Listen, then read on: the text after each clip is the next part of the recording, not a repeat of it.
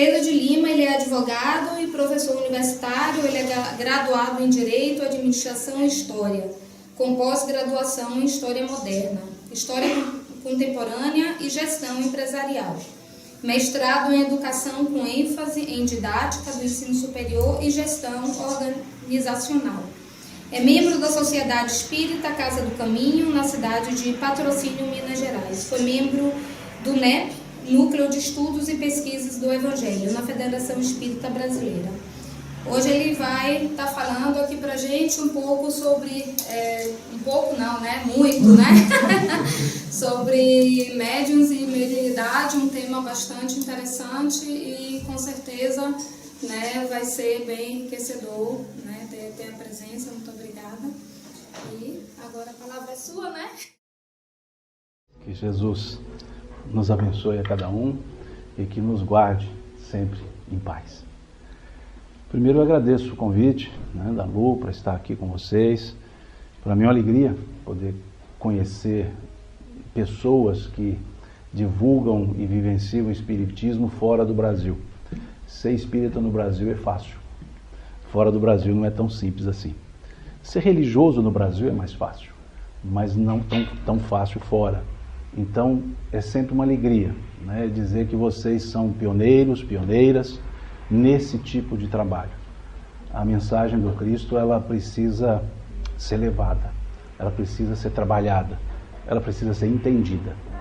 Nós não buscamos prosélitos, mas buscamos tentar vivenciar essa palavra ou essas palavras de vida eterna que o Cristo nos trouxe e a doutrina espírita leva para as pessoas a oportunidade de refletir sobre isso. E no tocante a hoje, especificamente, vamos conversar um pouco sobre a mediunidade. Deolino Amorim, ele faz uma paráfrase do apóstolo Paulo, dizendo: se no Espiritismo não houvesse a mediunidade, em vão seria a sua pregação, vã seria a doutrina. Ele se refere à frase de Paulina, quando o apóstolo dizia: se o Cristo não houvesse ressuscitado, e aqui não vamos entrar no mérito de ressurreição, se o Cristo não houvesse ressuscitado, em vão seria a sua pregação, vã seria a sua doutrina. Por que Paulo disse isso? Se nós voltarmos a Moisés, ele simboliza para todos nós o marco da ideia que veio para o Ocidente a partir do pensamento judaico do Deus único. Não mais do politeísmo, mas daquele monoteísmo. Mas não só um monoteísmo, não aquele monoteísmo contemplativo, mas um monoteísmo um tanto epifânico. Porque na forma mosaica Deus conversava com as pessoas, havia epifania. E naquele momento trazia não só a ideia de Deus, mas trazia também a ideia de um legislador. Um Deus que tinha leis. E aqui não entramos no mérito se são leis divinas, se são leis humanas, mas existiam leis. E essas leis foram apresentadas. E falava a esse Deus da necessidade de nele crer, de seguir as suas leis. Mas Moisés limita-se ao plano terreno. Ele não leva a mensagem para o depois da vida física. A sua mensagem era de andar com Deus. Andar com Deus para que se vivesse muito. Tanto que na contagem dos anos que encontramos no Gênesis, nós temos duas etapas. A etapa anterior e a etapa depois de andar com Deus. E somavam-se os anos para dizer que a pessoa agraciada por andar com Deus vivia muito. 932 anos para Adão, 927 para Matusalém. Ou seja, contagem numérica que não vem também ao caso se eram anos ou não, mas para tentar dizer que havia uma longevidade. E se olharmos o mandamento 4º, nós veremos: honrarás teu pai e tua mãe para que tenhas longos dias na terra que o seu Deus, teu Deus te dará. A ideia mosaica era terrena. Era uma ideia de viver com Deus, andar com Deus e depois aguardar. Aguardar após a morte um momento para retornar à vida. Essa era a linguagem mosaica. Essa era a linguagem necessária e possível de ser entendida à época. E assim ficou. Assim ficou até que o Cristo segue a mensagem mosaica. Como ele dizia, eu não vim destruir a lei, mas dar-lhe o seu verdadeiro cumprimento. Ele mantém o cumprimento da lei, segue aquilo que deveria ser seguido e chama atenção para alguns aspectos que talvez não eram mais necessários serem seguidos. Como, por exemplo, quando seus discípulos foram acusados, de colher espigas em dias de sábado, ou ele mesmo, Jesus, acusado de curar em dia de sábado, já que dia de sábado não era para se fazer esforço. E ele dizia, o sábado foi feito por causa do homem, e não o homem por causa do sábado. Ele tentava mostrar elementos maiores de reflexão. Ele não se contrapunha à lei, mas ele desdobrava o entendimento. Ele apresentava uma exegese um pouco diferente. Quando disseram que os seus discípulos comiam sem lavar as mãos, e ele dizia, o mal maior que faz ao homem não é o que lhe entra pela boca, mas o que dela sai, pois a boca fala daquilo que o coração está repleto. Ou seja, ele não era um rebelde, ele não era um revolucionário sem causa. Ele apresentava que havia outra forma de se entender a lei. E nesse conjunto, nesse bojo, ele traz uma outra ideia, que vai além, que sucede o pensamento mosaico, quando ele fala da continuidade da vida. Quando lhe perguntado, sois rei, ele diz, meu reino não é deste mundo. Ele mostra-nos que existe outro mundo. Ele dizia, na casa do meu pai há muitas moradas. Mostrando que existe um outro mundo que não é só esse. E então ele dizia que a vida continuava. E aí, se ele não se mostrasse, depois de, aspas, morto, a pregação seria teórica.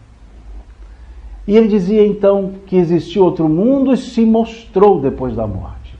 Por isso Paulo chama a atenção para isso. Se Jesus não houvera ressuscitado, em vão seria sua pregação, vã seria sua doutrina. Passam-se os tempos. E o que a doutrina espírita nesse sentido faz? Nesse mesmo sentido. Moisés fala do Deus único, das suas leis, do cumprimento das suas leis. Jesus mantém a figura do Deus único. Está certo que não mais o Deus justiceiro mosaico, mas o Deus amoroso, o Pai, o Abba, o Papai. E a doutrina espírita também mantém a mesma lógica de Moisés, analisando aquelas leis, traz ou mantém o mesmo ensino do Cristo. E não por outro motivo também, o Evangelho segundo o Espiritismo começa com o primeiro capítulo dizendo, eu não vim destruir a lei, para justamente tratar essa ideia que a doutrina espírita respeita toda essa lei. Mas o que ponto ela acrescenta? Não que Jesus não tivesse condições de assim dizer. Tinha, mas as pessoas talvez não teriam condições de entender. Por isso vemos no capítulo 16 do Evangelho de João, Jesus dizer, muitas coisas eu ainda vos tenho que dizer, mas vós não podeis suportá-las agora. Que nos leva ao Eclesiastes. Capítulo 3, também versículo 3. Todas as coisas têm o seu tempo e para cada ocupação chega a sua hora.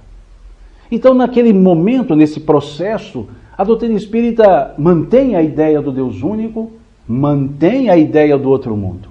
Mas Jesus não disse como era esse outro mundo. Ele disse há outro mundo, mas ele não descreve esse outro mundo. Essas moradas não são descritas. E o que a doutrina espírita faz? Descreve. Ela descreve como é esse outro mundo, traz-nos esse outro mundo, mostra-nos que esse outro mundo somos nós que neles estamos e nós que aqui também estamos. Ora lá, ora cá. Mostra que há uma inter-relação e uma justa posição desses dois mundos. E isso se deu pelas vozes dos céus. Ou seja, isso se deu pela mediunidade.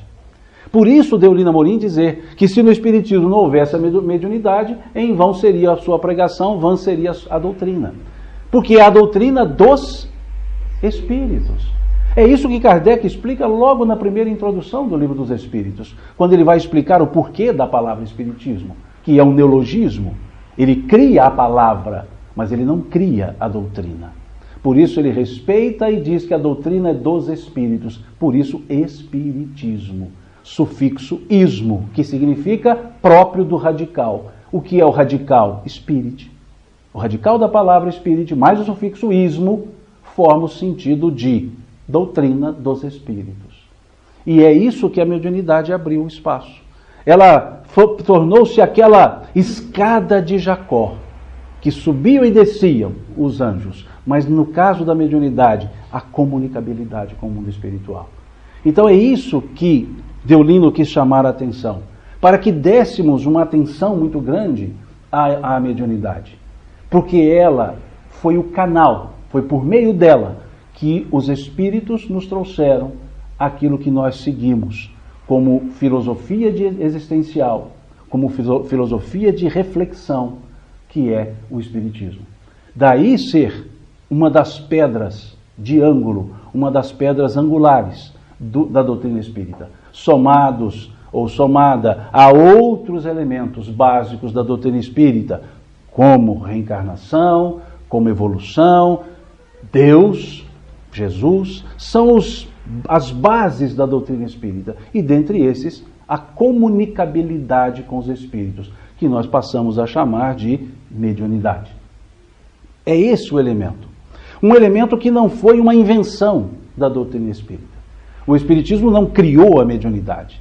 A mediunidade sempre existiu, porque a mediunidade é própria do espírito.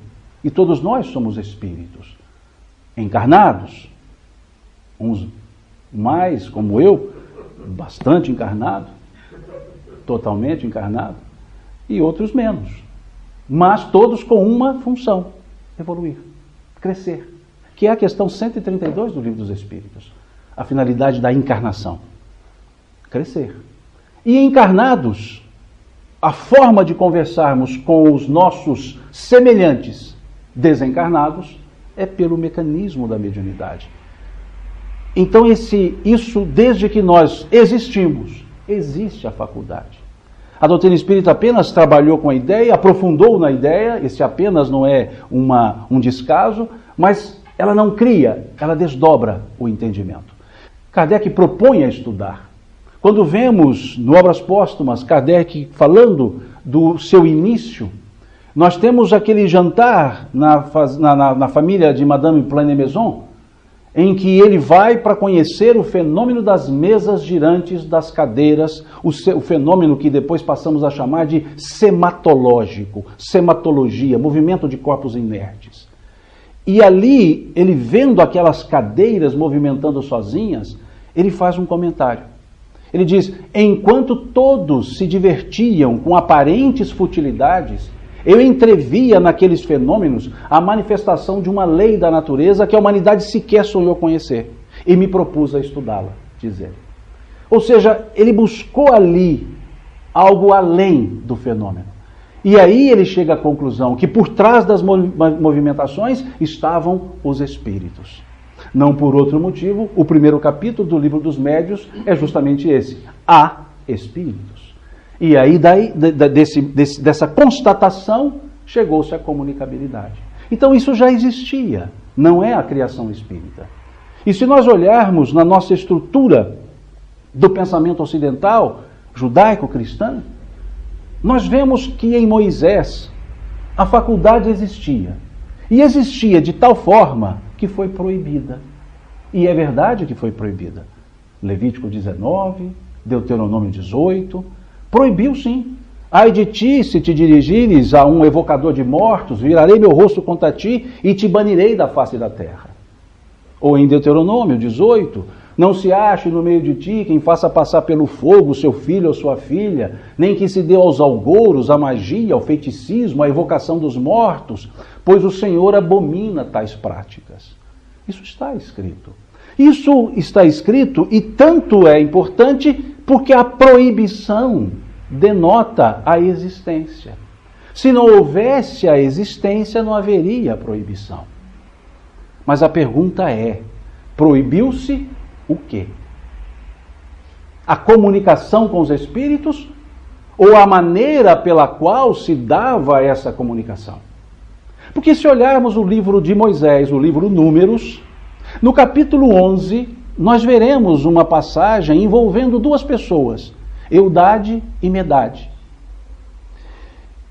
Moisés, um pouco cansado, ele reclama para o Senhor, dizendo que sozinho ele não tinha mais como trabalhar. Já estava difícil conduzir aquele povo. E o Senhor diz a ele: reúna 70 dos seus anciãos, os melhores dos seus anciãos, e eu vou tirar o espírito de ti e passarei para eles. E eles irão ajudá-lo. Eles irão contribuir. Moisés reúne os 70 anciãos a pedido do Senhor em volta da tenda. E ali reunidos, diz o texto que o espírito é retirado e colocado nesses, e eles começaram a profetizar. Mas nunca mais depois profetizaram, só naquele momento. E chega uma pessoa dizendo para Moisés: Eldade e Medade profetizam. E Josué toma a palavra e diz: vamos proibi-los. E Moisés diz: acaso tem ciúmes meu? Quem nos dera se todos em Israel profetizassem como esses? Quem nos dera se todos em Israel profetizassem como esses? A profecia era um dos dons proibidos, até aquele momento. Aos 70 uma vez só, desde que reunidos, quando receberam o Espírito. Eldade e Medade não. Não eram dos 70, não faziam parte dos 70 anciãos. E numa forma entre colchetes está no texto, mas receberam o Espírito. E é importante essa expressão, receberam o Espírito, que ela nos leva lá ao capítulo 12 da carta de Paulo, primeira carta aos Coríntios, que depois a gente chega lá. Vejam, não podia, mas Eldade e Medade podiam. Então a proibição não era do uso, não era da existência, porque a faculdade ela é tão nossa quanto a nossa capacidade de ver, quanto a nossa capacidade de ouvir. É uma faculdade que não se proíbe. Por mais que tenhamos uma lei nos proibindo respirar, nós respiraremos. E a mediunidade não tem como ser proibida, porque ela é da natureza. E esses dois profetizavam, tentaram admoestá-los. Josué, o jovem que seguia Moisés e que conduziu o povo depois, tenta proibir. Moisés diz: deixai-os, tem ciúmes de mim? Quem nos dera se todos em Israel profetizassem. Em outras traduções, como esses dois. Então vejamos que ali a proibição era da forma, da maneira que se exercia.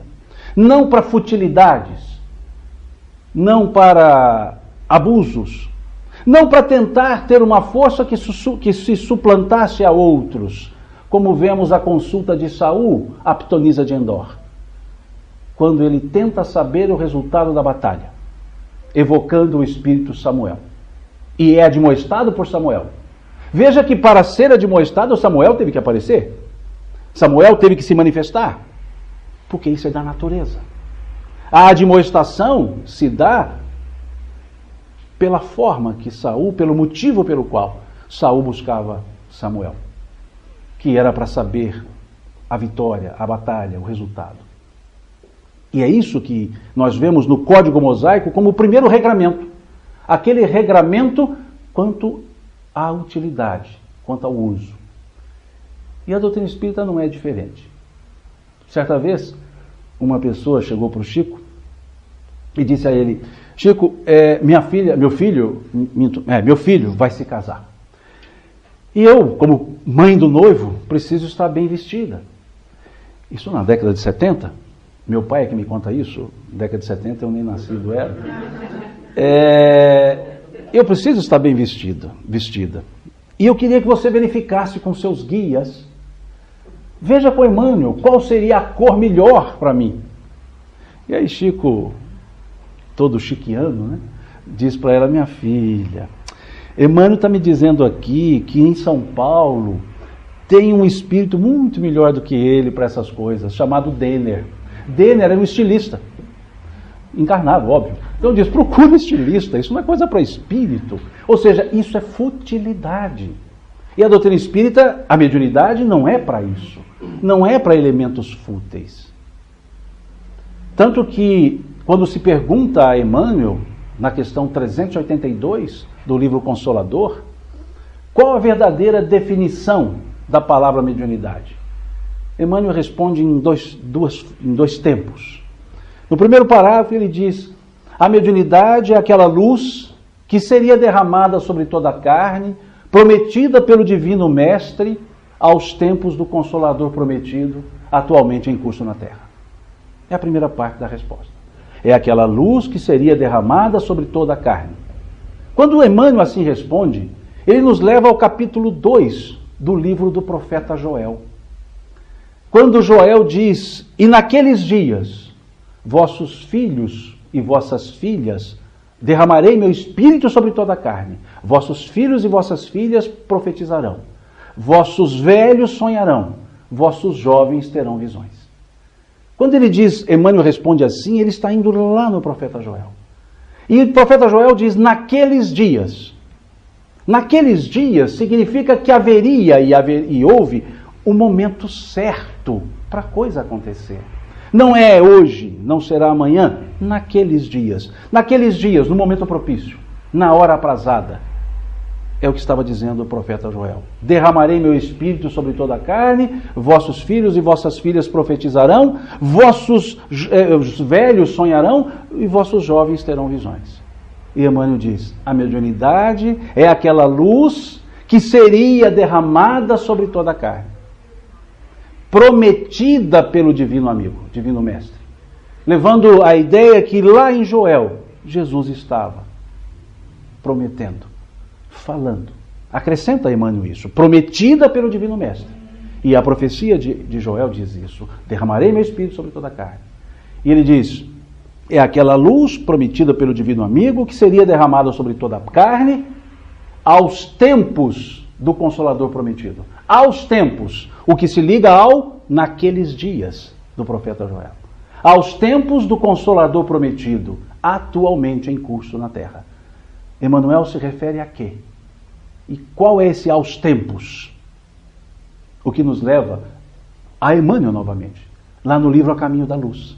Quando ele escreve que o Espiritismo veio na hora psicológica das transformações, ajustar o espírito humano. Hora psicológica das transformações, ou seja, na hora certa. E não é o nosso assunto para irmos ao século XIX para explicar essa segunda metade do século XIX. Mas foi a hora certa. Veio na hora psicológica. Ou seja, não era uma data, era um momento. Que era naqueles dias, um momento. Então, quando ele diz, Emmanuel, que seria derramada sobre toda a carne aos tempos do Consolador prometido, ele se refere a essa eclosão dos fenômenos mediúnicos que foram estudados por Kardec e passaram a compor as bases da doutrina espírita. Fenômenos como o de Andrew Jackson Davis, lá na Califórnia, nos Estados Unidos. Fenômeno como o das irmãs Fox, nos Estados Unidos. Fenômeno como as mesas girantes, aqui na Europa. E é interessante esse fenômeno das irmãs Fox. Não pelo fenômeno em si, mas pelo que foi falado para Andrew Jackson Davis, que estava do outro lado do país, estava na Califórnia. Escreve Davis que, por volta das 8 horas do dia 31 de março de 1848, por volta das 8 horas da noite, das 20 horas, ele foi acordado por uma brisa que lhe passou suave no rosto. E uma voz lhe disse, meu amigo, você deu início a um bom trabalho. Contempla agora a manifestação viva de tudo que falaste. Porque Davis dizia que ele via um mundo que ninguém via. E desse mundo que ele via, que ninguém via, ele trazia desenhos de máquinas que no futuro nós passamos a ter motor a explosão. E ele dizia que desenhava, dizendo, eu vi isso no mundo que ninguém via. Davis foi chamado de Emanuel Swedenborg do século XIX. Porque aqui na Suécia, Swedenborg também tinha essa característica no século XVIII, de descrever o mundo que só ele via. E Davis falava desse mundo. E o que aconteceu em 31 de março de 1848? No mesmo horário, os raps as batidas, lá no condado de Nova York, na família Fox. Quando diz o Espírito contempla a manifestação viva, é porque ali começavam os fenômenos tipológicos, as batidas, e depois os sematológicos, e depois os de efeitos intelectuais, que Kardec foi estudando. Então, esse é o aos tempos do Consolador Prometido, que Emmanuel se refere e que nos leva a Joel. E de Moisés, com esse primeiro regramento, dentro dessa ideia da manifestação dos Espíritos, nós temos um segundo regramento. Quando lemos o capítulo 12 da carta de Paulo aos Coríntios, quando ele vai descrever os dons, não pelos dons em si, como os dons de curar, os dons de discernir os Espíritos, como lá está, e diversos outros da profecia, mas não pelos dons descritos, que nós podemos chamá-los por faculdades, mas por dois outros versículos. Quando vemos Paulo escrever, vários são os dons, mas um só é o Senhor. Derivam de todos eles de uma fonte só. Mas o regramento vem na ideia quando ele escreve, os dons do Espírito são dados a cada um para aquilo que for útil. Vejam, os dons do Espírito são dados a cada um para aquilo que for útil. Mostrando que não interessa a faculdade, não interessa os dons, quaisquer que sejam eles, só devem ser exercidos com utilidade. Não para demonstração, não para curiosidade, não para brincadeiras, não para interesses pessoais, não para futilidades, não para projeção pessoal, vaidade. É isso que Paulo está regrando. Os dons do Espírito são dados a cada um para aquilo que for útil. E um terceiro regramento nós encontramos no capítulo 26 do Evangelho segundo o Espiritismo. O Evangelho segundo o Espiritismo trata das leis morais, que está lá no livro 3º do Livro dos Espíritos, já que todas as outras obras são aprofundamentos dos 4 livros contidos no Livro dos Espíritos. Livro 1º das causas primeiras, a Gênese. Livro 2º do Mundo Espírita, o Livro dos Médiuns. Livro 3º das leis morais, o Evangelho segundo o Espiritismo. Livro 4º das esperanças e consolações, o livro Céu e Inferno. Os 4 livros são o desdobramento dos 4 livros constantes no Livro dos Espíritos. Por isso ele é dividido em 4 livros. E o livro 3º trata das leis morais. E Kardec, tratando das leis morais, cuja estrutura do Evangelho é a estrutura do Sermão do Monte, em especial as bem-aventuranças, acrescida essa estrutura do comentário dos Espíritos. Mas lá no capítulo 26 ele trata de um assunto que não está nas leis morais, que é a mediunidade. O capítulo 26 tem por título Dai de graça o que de graça recebestes. E ali ele trabalha a exploração da mediunidade. Ali ele trabalha essa vaidade que se tem naquele que exerce a mediunidade. E lá ele escreve no capítulo 26, que é um desdobramento do capítulo 20 do Livro dos Médiuns, Influência Moral dos Médiuns. Nesse capítulo 26, Kardec trabalha, ele desenvolve o raciocínio da influência moral, mas tratando do elemento, digamos, subjetivo.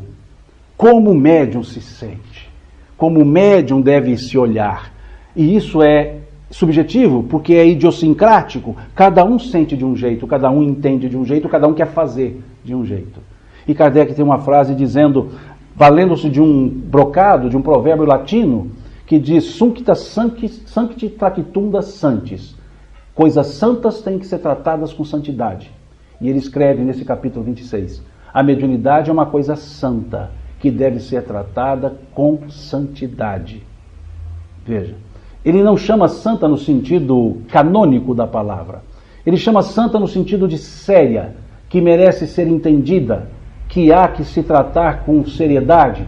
Ou seja, é uma coisa séria que deve ser exercida com seriedade.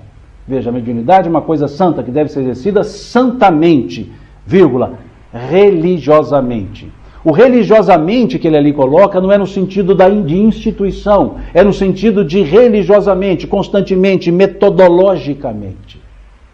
É isso que ele escreve no capítulo 26, dando esse terceiro regramento, mostrando com a ideia contida na proibição mosaica, o regramento da utilidade em Paulo. E aí vem Kardec trabalhando, dizendo que isso tudo deve ser levado em consideração. Que é coisa séria. Não é para espetáculo, não é para brincadeira, não é para divertimento. Divertimento faziam as pessoas aqui na Europa, na América, mesmo no Brasil, que temos relatos de grupos em Pernambuco, na década de 40 dos anos do século XIX, das comunicações, dos movimentos de corpos, de grupos que assim estudavam e até corresponderam com a França. E ali as pessoas divertiam-se, de tal forma que encontramos um livro de Zeus Van Tuyl, quando ele vai tratar das mesas girantes e o espiritismo. E nesse livro ele reproduz charges que estavam no século XIX nos jornais franceses. Charges sobre as manifestações dos objetos. Como, por exemplo, uma delas que está uma pessoa diante de um juiz, e o juiz pergunta à pessoa: tens testemunha que possa depor a teu favor? E ele diz: sim, minha mesa de canto, que está pronta para depor por escrito. Porque nas mesas amarravam as penas e elas escreviam nas lousas, com seus movimentos. Isso acontecia aqui, vizinho a vocês, na França. Está lá no livro As Mesas Girantes do Espiritismo. E as charges reproduzidas dos jornais. Ou uma outra charge dizendo: jovem mesa procura birô sério para casamento.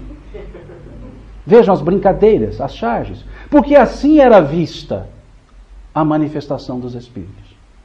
E Kardec foi chamado para isso. Vocês já conhecem, já leram com certeza.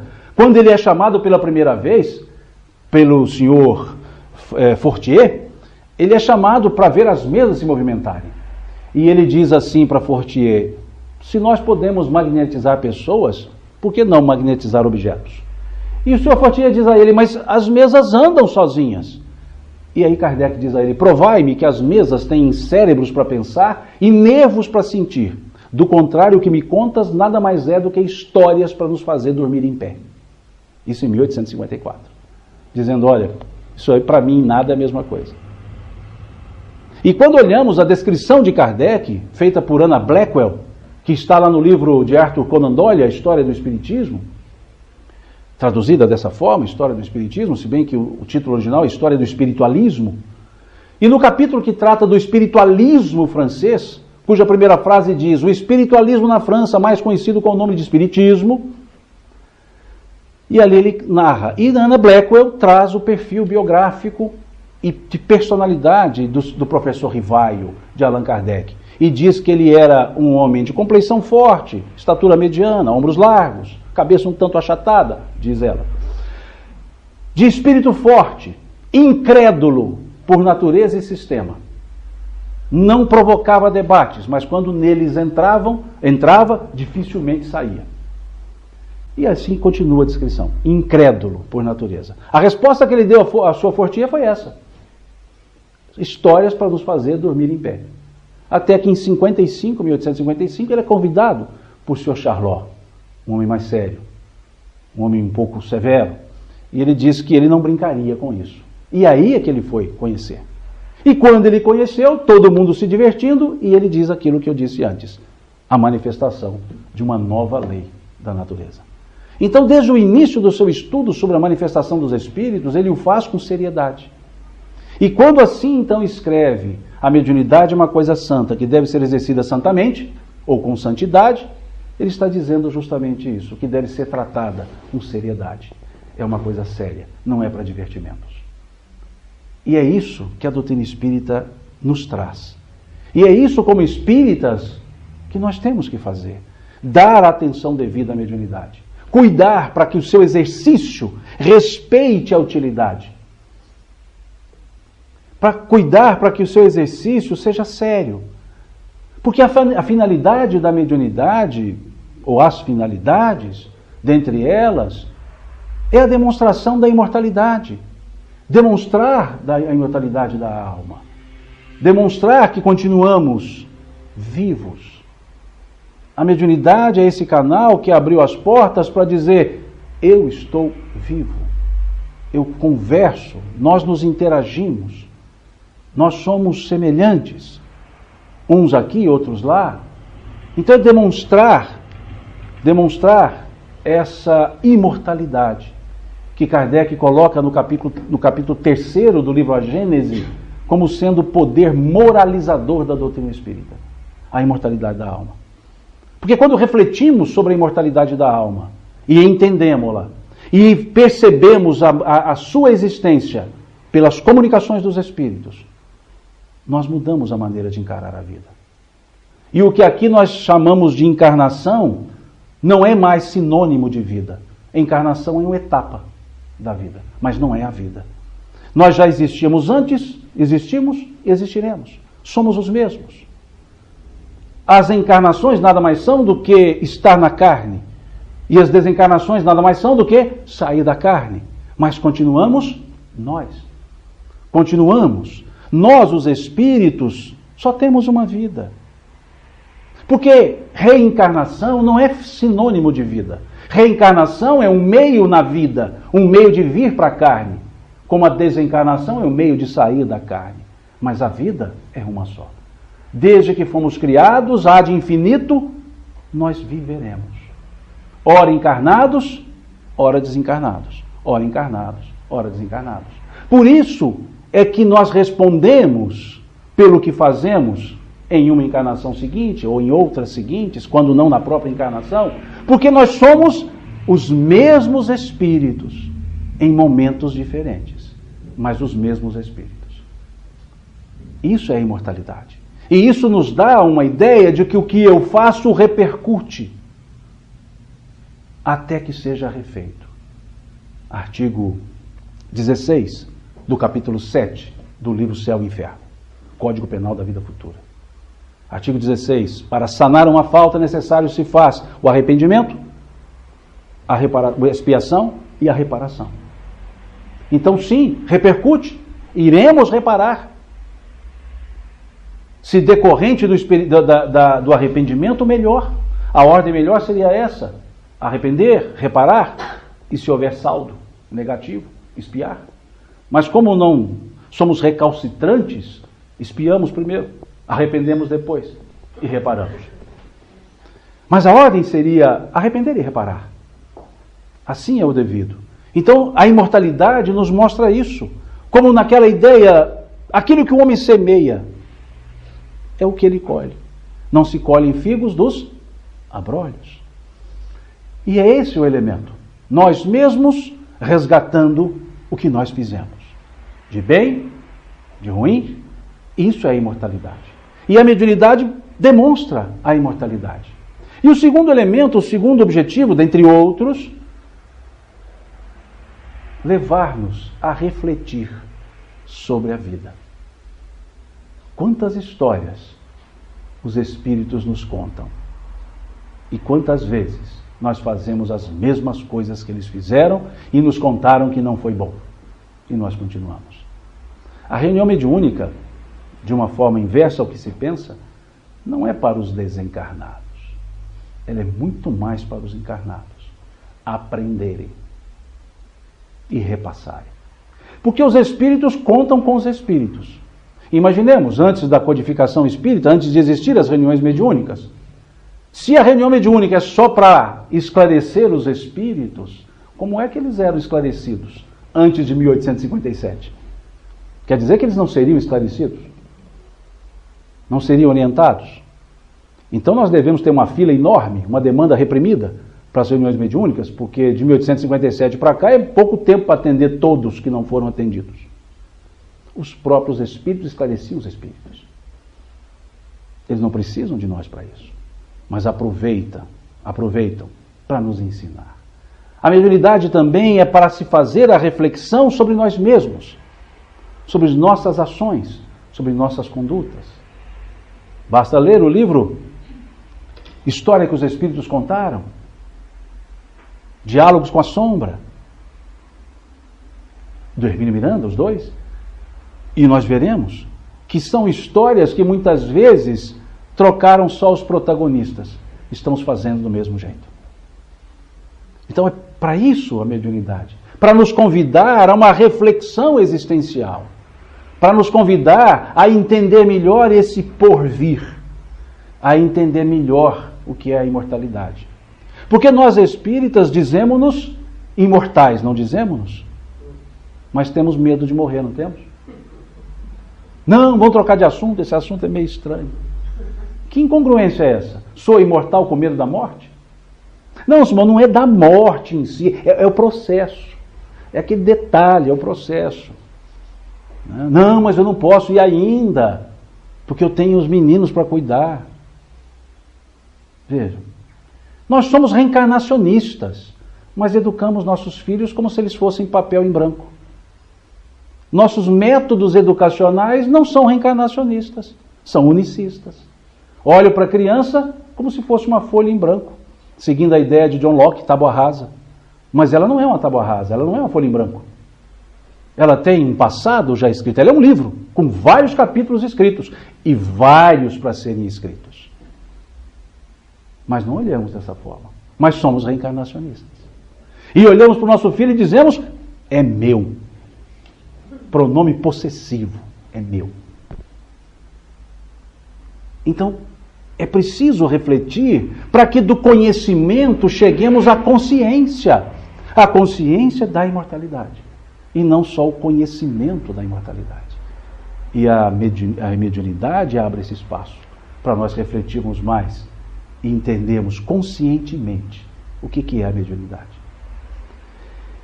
E é óbvio, a mediunidade não é exercida sozinha, ela não existe senão pela demonstração via o médium. E embora seja então essa luz, como define Emmanuel nessa questão 382, aquela luz, e o é, que foi prometida pelo Divino Mestre, que seria derramada sobre toda a carne, nós chegamos então a essa toda a carne. E essa toda a carne quem é? Os médiuns. E aí chegamos no segundo parágrafo da definição que Emmanuel dá nessa questão 382 do livro Consolador.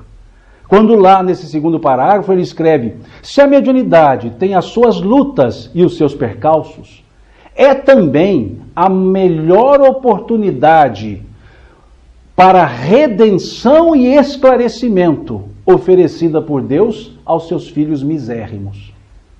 Veja, se a mediunidade tem as suas lutas e os seus percalços, é também a melhor oportunidade para redenção e esclarecimento oferecida por Deus aos seus filhos misérrimos. Filhos misérrimos. Está bem emanuelino, né? Está bem o estilo de Emmanuel. Contundente, educadamente contundente. Chamando atenção para essa miserabilidade que na verdade é mais uma autocomiseração. Nós ficamos miseráveis porque temos pena de nós mesmos. Autocomiseráveis. Ficamos com dó de nós mesmos. Enquanto deveríamos crescer com as adversidades. Como deveríamos caminhar. Mas ficamos lamentando. Então ele diz que a mediunidade é também essa oportunidade de redenção. O que é redimir-se? Senão saudar. Liquidar o passivo. Liquidar o débito. Arrepender-se para redimir-se, não é só arrepender-se, é refazer a conduta. Então ele diz que a mediunidade é essa oportunidade de redenção. A começar por quem? Pelo médium, que é a pessoa mais próxima da própria mediunidade, é aquele que a exerce. E seguindo a linha de Emmanuel, nós temos uma definição interessante que ele dá para o médium. Está lá no livro Emmanuel, no capítulo 11. Tem como título: quem são os médiuns na sua generalidade? O título é uma pergunta. Quem são os médiuns na sua generalidade? E Emmanuel responde: os médiuns, na sua generalidade, não são missionários na acepção comum do termo. são almas que fracassaram desastradamente, que contrariaram sobremaneira o curso das leis divinas, e que resgatam, sob o peso de severos compromissos e ilimitada responsabilidade, o seu passado obscuro e delituoso, constantemente enodoado de clamorosos erros e graves deslizes. Alguém é médio aqui? Deixei de ser, né? Vejam, isso não é pejorativo. Não é pejorativo. Essa é a forma que Emmanuel está chamando a atenção, bem emanuelinamente, para dizer uma forma mineira que nós temos lá. Desce daí. Abaixa o facho. Para tentar mostrar que o médium não é especial. Não é o ser privilegiado. É o ser primeiramente necessitado. Veja. Os médiuns, em sua generalidade, não são missionários. Generalidade, não é totalidade. Existem os médiuns missionários. Pouquíssimos, mas existem. Existem aqueles cuja mediunidade é a sua missão. Existem aqueles cuja mediunidade é o seu compromisso. E existem aqueles cuja mediunidade é o seu comprometimento, que é a maioria. Essa é a generalidade à qual Emmanuel se refere nesse capítulo 11 do livro Emmanuel. Os médiuns não são missionários na generalidade, não são missionários na acepção comum do termo. Veja, na acepção comum do termo. São almas que fracassaram desastradamente, que contrariaram sobremaneira o curso das leis divinas e que resgatam, sob o peso de severos compromissos e limitadas responsabilidades, o seu passado obscuro e delituoso, constantemente enodoado de clamorosos erros e graves deslizes.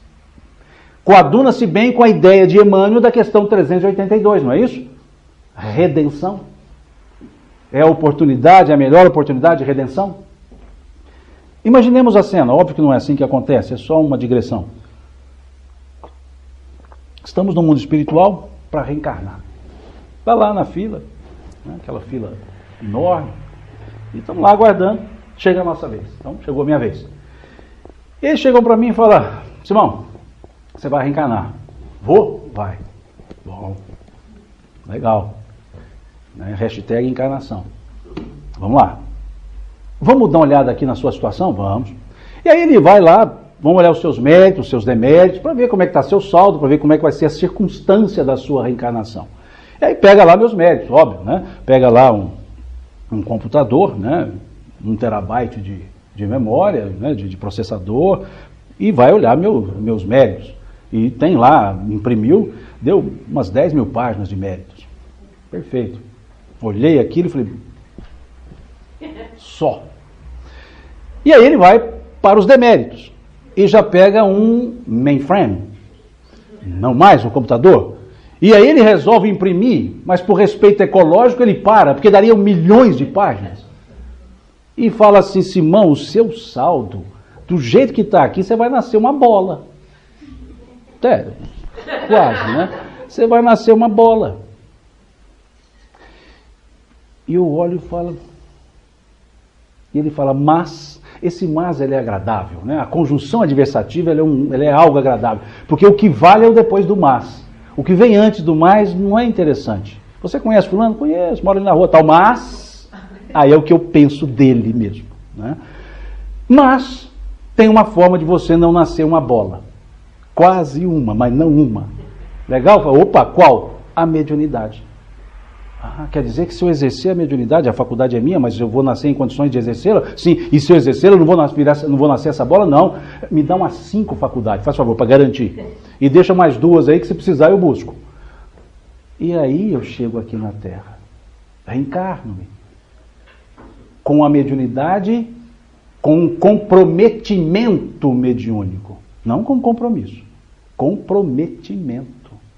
Ela foi usada como comutação de uma bola para a mediunidade. E aí, se eu não exerço, o que começa? A bola começa a aparecer. E se eu não exerço? Veja, comprometimento. Por isso, alguns médiuns, não exercendo a faculdade, têm dificuldades. Outros não. Porque outros não têm o comprometimento. A mediunidade foi uma opção, outra também foi, mas uma opção comutativa. Mas para aqueles outros não. Você não teria por quê, mas eu gostaria de.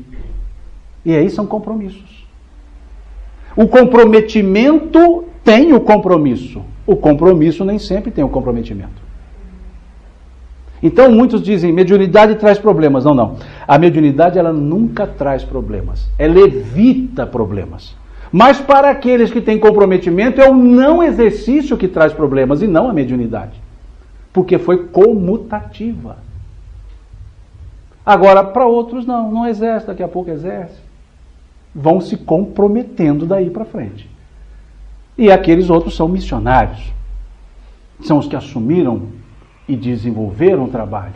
E muitos nem sequer dizendo-se médiuns. Os fenômenos acontecendo e eles se escondendo. E eles se resguardando, melhor dizendo, não se escondendo, se resguardando. Porque era a utilidade do que ele possuía que deveria ser vista, e não quem fez. Como Cristo, curando o leproso. Vai e mostra-te ao templo. Mostra-te que estás curado, mas não conta quem te curou. E quantos se colocam acima da própria mediunidade? Quantos, no trabalho mediúnico, querem se mostrar mais do que são e querem que suplantem eles mesmos a própria mediunidade? Não entendendo que estão ali para redimirem-se. Não entendendo que estão ali por comprometimento. Que deveriam agradecer como necessitado e não como aquele missionário inatingível e inalcançável. No exercício da mediunidade, nós temos que fazer como João Batista fez com Cristo. Quando ele atende ao Cristo, o Cristo sai. João vira-se para os seus 2 discípulos, naquela época André e Tiago, e diz a eles, é necessário que ele cresça e eu me diminua, disse João. Um exemplo de humildade. É necessário que ele cresça e eu me diminua. E muitas vezes nós queremos que a causa que nós professamos se diminua para que nós cresçamos. E na verdade nós temos que diminuir para que a causa apareça, para que a causa cresça. Para que não tenhamos espiritismo à moda. A moda de um, a moda de outro, a moda de outro. E na mediunidade não é diferente. Tem um livro dos médiuns fácil aqui? Só para eu pegar a capa, a contracapa. Nós vamos ver isso. Então veja, esse é o médium. E Kardec também define o médium. Ele define o médium de uma forma que eu diria técnica. No capítulo 14 do Livro dos Médiuns, ele diz: todo aquele que sente em grau qualquer a influência dos espíritos é por conseguinte médium. Pode-se dizer que todos são mais ou menos médium. E também tem muitos médiuns mais ou menos também. Mas ele diz, são mais ou menos médiuns. Essa é a primeira parte da definição. Veja, genérica. Todo aquele, sem acepção de escola religiosa, sem acepção se homem ou mulher, sem acepção se jovem ou adulto, se senecto ou não, todo aquele que sente em grau qualquer a influência de um espírito, a presença de um espírito, é por conseguinte médium. Pode-se dizer que todos são mais ou menos médium. Então, nesse sentido, a palavra médium tem uma acepção genérica, lato sensu. Todo aquele, em grau qualquer. Se é um arrepiozinho ou não, não interessa. Em grau qualquer. Mas depois, na segunda parte da definição, ele já traz a ideia de médium para o estrito sensu. Para ser aplicada da forma específica. Ele diz, todavia, olha a conjunção adversativa de novo. Mas, porém, contudo, todavia, entretanto, todavia, tal designação, qual? Médium, não se aplica senão àqueles cuja influência se dá de maneira perceptível, ostensiva, passível de demonstração. Então já não dá mais para dizer que todo mundo é médium no sentido estrito da palavra. Médium no sentido geral. Né? Seres humanos. Mas nós temos o ser humano A, B, C e D. Esse médium que todo mundo Kardec faz da forma geral. de uma forma geral. Todo mundo é mais ou menos médium.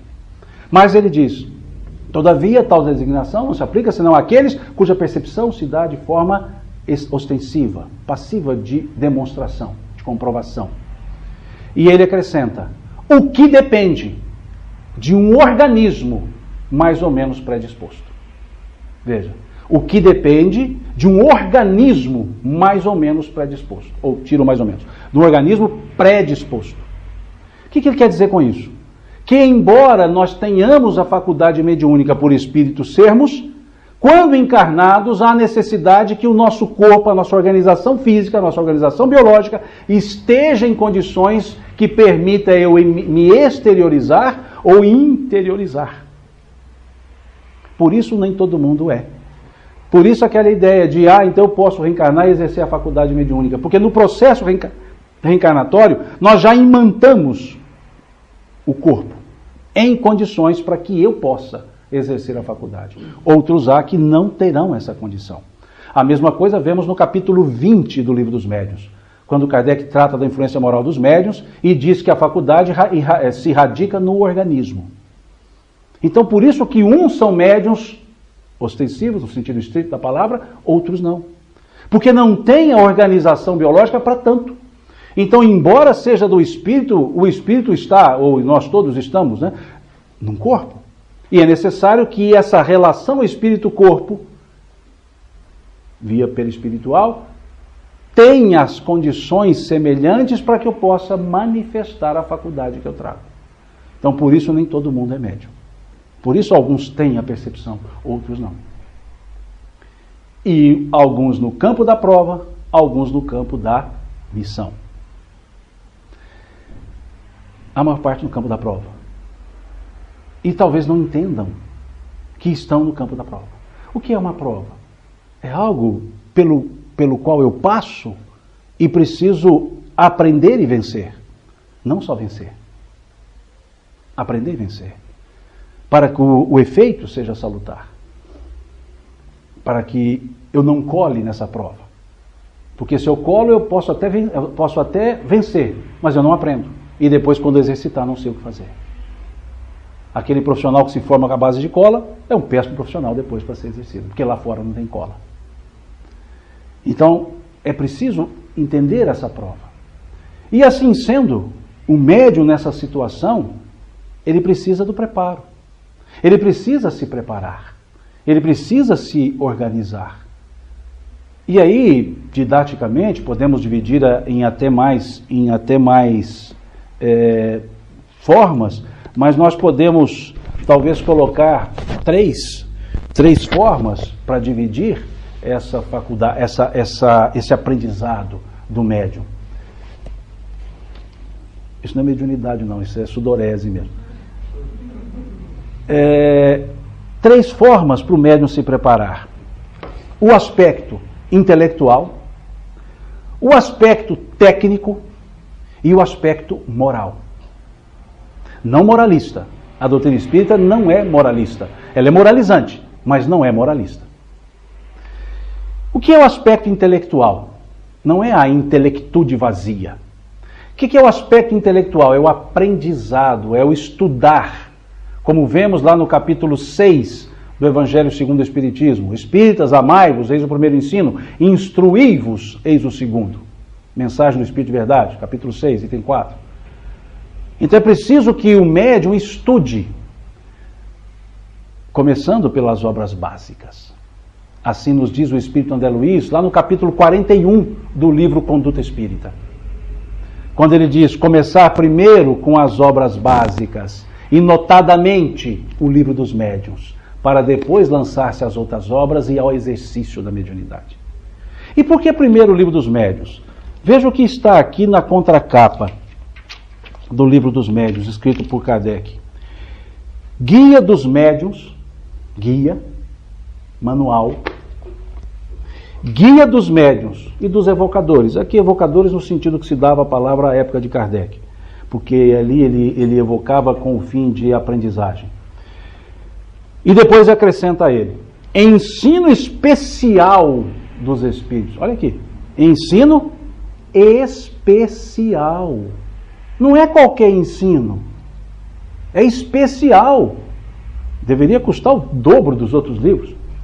Ensino especial dos espíritos sobre a teoria de todos os gêneros de manifestações, os meios de comunicação com o mundo invisível, o desenvolvimento da mediunidade, as dificuldades e os tropeços que se podem encontrar na prática mediúnica, constituindo o segmento de O Livro dos Espíritos. Ou seja, o segmento do livro segundo do Livro dos Espíritos. Olha que Kardec, isso aqui é escrito por Kardec. E quantos médiuns não leem, não estudam o Livro dos Médiuns? E aí, dentro de um critério de achismo, vou fazer desse jeito, vou fazer. Não, sempre foi feito assim. Não, meu pai já fazia, minha mãe já fazia. E assim vai. Se hoje nós usássemos as mesmas técnicas agrícolas que usavam no passado, morreríamos de fome, porque não teríamos alimento bastante. Porque o aprendizado é constante, é para a evolução. E como lidar com a mediunidade sem conhecer o Livro dos Médiuns? Sem estudar esse livro? Sem poder dissecá-lo? E é um ensino especial. Os espíritos fazem, ensino especial dos espíritos, está escrito aqui. Eles fazem isso com tanta atenção, com tanta dedicação, para a gente comprar, botar na estante e ficar lá. Isso é para ser estudado. Ele é o guia. Não há que se conceber um médium que não bebeu na fonte. Veja o que André Luiz então coloca nesse capítulo 41 do livro Conduta Espírita. O Espírito André Luiz, pelas mãos da época do Valdo Vieira.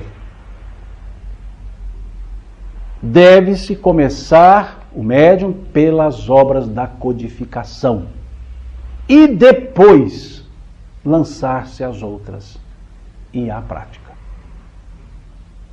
Então, por que isso? Esse é o aspecto intelectual que nos fala a Dona Joana de Ângeles no livro Estudos Espíritas. Estudar o Espiritismo em sua limpidez cristalina é dever que não nos é lícito postergar, seja qual for a justificativa na qual nos apoiamos. Veja, é dever que não nos é lícito postergar, deixar para depois, seja qual for a justificativa na qual nos apoiamos. Estudar o Espiritismo na sua limpidez cristalina. O que se entende por limpidez cristalina? Indo radicalmente, ou seja, indo na raiz, ser lá no radical, na raiz. Estudá-lo na limpidez cristalina. Limpidez cristalina, nós encontramos o Espiritismo nas obras básicas. Ali ele está na sua limpidez cristalina. E Kardec chama atenção para isso lá no livro Obras Póstumas, que não é um livro que ele escreveu, são escritos dele que foram compilados por Lemer e depois da sua morte transformada em livro, da morte de Kardec transformada em livro. Por isso se chama Obras Póstumas. Não é livro psicografado por ele, tampouco escrito na forma de livro. São diversos escritos que inclusive alguns se repetem no Livro dos Espíritos, no Livro dos Médiuns, alguns se repetem na Revista Espírita, mas que foram compilados nesse livro chamado Obras Póstumas. E a grande parte é Kardec falando da sua missão, do seu trabalho. E lá nessas Obras Póstumas ele escreve, no Projeto Espírita de 1868, um estudo, ele chama de curso, um curso regular de Espiritismo seria professado com os fins de desenvolver o gosto pela ciência e fazer adeptos esclarecidos. Um curso regular. O que é regular? Constante, metodologicamente estruturado. E ele escreve no mesmo livro, lá no capítulo A Constituição do Espiritismo, que a única coisa capaz de travar a marcha, assim ele escreve, a única coisa capaz de travar a marcha do Espiritismo seria a falta de unidade de princípios. Ou seja, seria cada um inventar a seu modo e falar que é Espiritismo. E ele escreve, portanto, tomamos o cuidado de escrever em detalhes até o cansaço. De forma tal que se dissermos que 2 mais 2 são 4, ninguém poderá dizer que é 5, para que não haja interpretações diversas. Agora, quando não se lê as obras básicas, quando não se estuda o Espiritismo na sua limpidez cristalina, nós podemos criar os nossos próprios princípios e dizer que são princípios espíritas. O Espírito Viana de Carvalho, através da psicografia do Divaldo Franco, no livro Sementeira da Fraternidade. Ele escreve: o movimento espírita cresce e se propaga, mas a doutrina espírita permanece ignorada, quando não adulterada, na maioria dos seus postulados, ressalvadas as incontáveis exceções, escreve ele, o Espírito Viana de Carvalho. Veja, movimento espírita é o que nós fazemos para divulgar. Doutrina espírita é o que é para ser divulgado. O movimento espírita cresce e se propaga, mas a doutrina espírita permanece ignorada, quando não adulterada, na maioria dos seus postulados. E esse é o problema. Falta do estudo na limpidez cristalina. Então não é o médium, ele precisa estudar as obras da codificação. As obras que não são da codificação, mas que guardam relação com a codificação, que nós chamamos de coerência doutrinária. Porque pureza doutrinária só temos nas obras básicas. A coerência doutrinária é a relação daquilo que se escreveu com as obras básicas. Se guarda a relação. Devemos buscar em diversas obras, temos diversas excelentes obras. Diversas. Como também, por outro lado, temos diversas outras questionáveis. Mas fiquemos com as diversas que são excelentes. E aqui eu vi na biblioteca de vocês, vi lá no Grupo Emmanuel também, a biblioteca, obras excelentes aqui. E lá também. Lá eu estou apontando para cá, não sei se é lá, no Grupo Emmanuel. No centro, lá no Emmanuel. Precisa estudar isso. Mas, Simão, eu não tenho tempo. Tempo é questão de preferência. Eu sempre tenho tempo para aquilo que eu gosto de fazer. A questão do tempo é saber escolher. Eu escolhi isso em detrimento disso. Então não é falta de tempo. Ah, mas eu já estou no fim da vida. Primeiro que vida não tem fim. Não, Simão, eu estou querendo dizer da encarnação. Beleza. André Luiz, o assistente Aulus, no livro Nos Domínios da Mediunidade, ele diz assim: numa viagem de 100 léguas, muitos acidentes podem acontecer no derradeiro quilômetro do caminho. Ou seja, na reta final eu posso me comprometer. Então por que não começar a estudar agora? Ah, mas eu não sei ler. Pede alguém para ler. Ouça. Ah, mas eu começo a ler e me dá sono. Como é que você lê? Não, eu leio sentado, numa poltrona macia, com a luz bem tênue, uma musiquinha de fundo. Eu durmo sem livro num caso desse. Não preciso nem de livro. Então leia num banco de centro espírita lá do Brasil, que aqui é confortável. No banco de centro espírita do Brasil, que é aquele banco de madeira que você senta e fica doido para levantar. Lê ali, porque ali não vai dar sono, não. Ah, mas eu não consigo ler em voz baixa, lê em voz alta. Mas eu não consigo ficar parado, lê andando. Não tem. Seja qual for a justificativa na qual nos apoiemos. A resposta que deveria ser: eu não gosto. Mas não, eu não tenho tempo. Não, eu não... Não, isso são desculpas. Se disser eu não gosto, é a realidade. Mas, para aquele que não gosta de ler, tem um livro que não é espírita. Um livro novo, é da minha infância, tem pouco tempo. Para Gostar de Ler, do Murilo Rubião. Dessa finurinha, letra desse tamanho, cheia de gravura. Para quem não gosta de ler. Leia e depois começa a ler os outros livros. Vocês vão ver que beleza que é ali. Para Gostar de Ler, ensinando a leitura. Prazer da leitura. É hábito. Leitura é hábito. E quanto mais se lê, mais se conhece. Quando mais se conhece, mais se faz. E aquele que lê bem, escreve bem. Aquele que lê bem, comunica-se bem. Porque quem lê está abastecendo-se de conhecimento. E ninguém dá o que não tem. Como dar conhecimento se eu não tenho? Como passar aquilo que eu não introjetei? Então nós não somos autóctones no conhecimento. Nós aprendemos. Questão 114 do Livro dos Espíritos. Aprendemos uns com os outros. Então é preciso estudar o Espiritismo. Esse é o aspecto intelectual. Isso não depende de nível educacional, nível cultural. Independe se tem curso superior, se não tem curso superior. Independe disso. Isso depende de querer aprender. Querer para poder fazer melhor. Esse é o aspecto intelectual. É preciso que o médium se desenvolva através desse aspecto, o estudo. O aspecto técnico. O que é o aspecto técnico? É o treinamento. Me permita a expressão. É o adestramento. É você treinar. Por isso nós temos as reuniões de educação mediúnica, que são aquelas reuniões onde o médium vai se adaptando à sua própria mediunidade, vai conhecendo em si mesmo as reações mediúnicas, para que ele possa discernir o pensamento que é dele e daquele que não é dele. Questão 467 do Livro dos Espíritos. Sobre qual pensamento é nosso, qual dos espíritos. Eles respondem, normalmente aquele que primeiro lhe vem é o vosso, ou seja, a intuição, né? Não é dos espíritos, é treinar. Como contam quanto tempo o Chico treinou, mensagens e mensagens que nunca foram entregues, foram rasgadas, foram queimadas. Porque diz Emmanuel para ele, isso era só treinamento.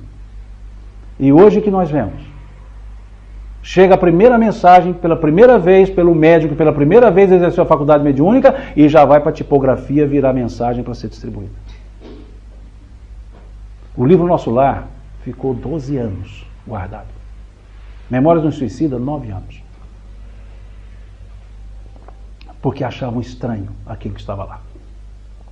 Veja o que é ponderação. O médium pode errar. O médium, ele pode confundir. O livro Consolador, que vocês conhecem, óbvio, no final do livro tem uma nota que não foi tirada. Quando foram mandados os originais para a FEB, para a Federação Espírita Brasileira, ela, lendo, fazendo a revisão, detectou que duas questões da progressão dos espíritos e das almas gêmeas não guardavam muita coerência com aquilo que Kardec havia escrito, com os espíritos haviam passado para Kardec. A editora, então, pediu que o médium revisasse com o espírito autor. O médium era Chico, o espírito era Emmanuel. E Emmanuel revisa e manda uma carta que está lá na última página do livro Consolador, pedindo desculpas e dizendo que em relação à questão relativa à transmigração da alma, houve um erro de percepção do médium quanto ao pensamento do espírito. Um erro de percepção do médium. Quem era o médium? Vejam. Houve um erro de percepção do médium que nos permitimos agora consertar. Quanto às almas gêmeas, peço que continue o texto da forma que se encontra. Até porque o que nós estamos dizendo não significa que são duas metades, mas é um assunto que ainda demanda tempo para ser entendido. Prefiro que permaneça como está. Vejam, ele corrige uma, mantém a outra. Basta vocês pegarem o livro Consolador e abrir na última página, está isso lá. Para mostrar que não há infalibilidade. Foi erro de percepção, onde ele diz, onde o nosso pensamento não foi captado, diz Emmanuel. Então veja, sem contar, não é o caso do Chico, óbvio, mas sem contar quantos inventam. Não é só não percepção, não é só ruído na comunicação. São invenções. E Kardec chama atenção para isso no capítulo 20 do Livro dos Médiuns. Que o que preocupa a ele, influência moral dos médiuns, é quando os espíritos respondem, o que mais nos preocupa é quando o médium substitui a nossa mensagem pela dele. Kardec escreve isso aqui, capítulo 20. Os espíritos, aliás, escrevem isso aqui. Espírito Erasto. Basta olhar, capítulo 20. Quando o médium substitui as nossas ideias pelas dele, que causa dano. Isso lá no século XIX. Que não é o caso, óbvio, não é o caso do Chico, não substitui nada. E no capítulo 26 do Evangelho segundo o Espiritismo, de onde tiramos lá a frase da mediunidade ser coisa santa, coisa séria, Kardec também escreve, não existe um médium sequer no mundo que possa garantir uma manifestação mediúnica a qualquer hora. Isso vai bem ao encontro do que o Chico dizia, o telefone toca de lá para cá. Veja, não há um médium sequer no mundo que possa garantir em um dado momento a comunicação dos espíritos. E quantos acham que estão plugados? Não, somente eu vou dar uma ligadinha aqui na tomada e já vou entrar em contato. Veja. E quantos fazem isso? Quantos? E Kardec dizendo que isso não é o correto. Mas muitos não leram o Livro dos Médiuns. Foram direto para o trabalho. Não treinaram para perceber essas nuances, para perceber a presença dos espíritos, para entender o que é reação própria, não. Dona Ivone Pereira conta-nos, para o Memória de um Suicida, que durante meses ela ficou envolvida com 2 espíritos que se comunicariam numa reunião, não no Memórias, ela conta isso quando ela falava do Memória de um Suicida. E que era necessário, e ela sentia durante esse tempo todo as sensações desse espírito, de angústia, de dor, e ela começou a entender o que era dela e o que não era dela. E é importante saber isso, porque nem tudo é mediunidade, e há coisas que são mediunidade, mas nem tudo. Então é preciso saber discernir isso, e isso se dá com treinamento. Quanto tempo? Quanto tempo for necessário. Não existe um tempo, não existe um prazo. Depois de 3 anos, depois de 2 anos, isso são suposições. Porque há pessoas que com dias, há pessoas que com anos ou décadas não vão resolver. Outras vão resolver rápido, vão entender, vão treinar. Depende do compromisso, comprometimento, missão que trazem na mediunidade. Então é preciso esse treinamento, essa fase de ter a comunicação e saber e aceitar ser analisada. Não por uma pessoa, como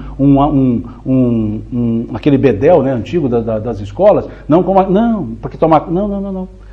Por grupo de pessoas. Para ver, para conversar com o médico, o que você sentia quando você escreveu essa mensagem, ou quando se dava a comunicação, o que você percebeu e tal. Essas reuniões de educação mediúnica, elas duram pouco tempo. O maior tempo da duração é o depois.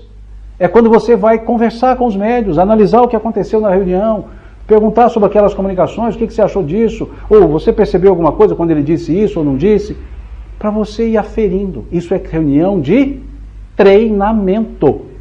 O treinamento você simula muitas vezes. Então é comum o médium começar e perder a comunicação, e com medo de o que vão achar de mim, acrescenta por conta própria. Aí você vai lá e corrige isso, e vai corrigindo, evita, e ele vai aprender a lidar com isso. Ele vai aprender que tem hora que a comunicação foge e acabou, não tem outro jeito. Ele não vai pegar no laço esse espírito e trazer de volta. Mas isso é o treinamento. Para o médium se harmonizar consigo, com a sua própria mediunidade. É o aspecto técnico. É o adestrar, é o treinar. É o atleta paulino. Peleja na fé. Ou seja, peleja, trabalha, treina. Treinam-se anos um atleta de Olimpíada para correr 10 segundos. São 4 anos de treinamentos. 6 horas por dia. 7 dias na semana. Para correr, não mais 10, que já fazem 100 metros com menos de 10. 9 segundos de alguma coisa. E uma mediunidade para exercê-la.